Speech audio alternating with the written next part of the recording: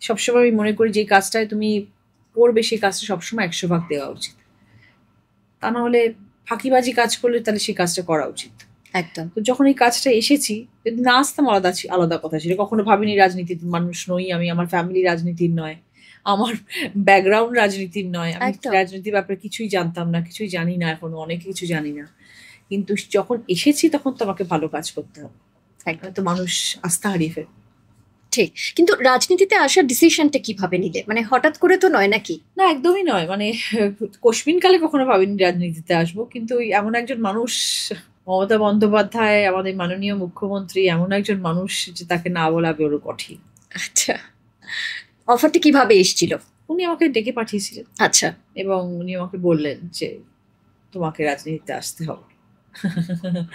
তোমাকে আমাদের পাশে থাকতে হবে। এরকম ভাবে বলেনি যে আসতে হবে। উনি বলেছেন আমাদের পাশে থাকতে হবে। হুম, হুম। তো তখন আমি বলছিলাম, "দিদি আমি বুঝবো না, আমি জানি না এই ব্যাপারটা। আমার পক্ষে হয়তো পসিবল হবে না।" দিদি বলল, "না তোমাকে আমরা বুঝিয়ে নেব। তুমি থাক, তুমি দিদি নাম্বার 1 করো। এত মানুষের কষ্ট বোঝো, দুঃখ বোঝো। এত বছর ধরে শুনছো। তা তুমি মাঠে নেমে করতে পারবে না?" যাই হোক দিদির কথায় ভরসা করে দিদিও আমার উপর আস্থা রেখেছেন। সেই ভেবে রাজনীতিতে আসলাম আরকি।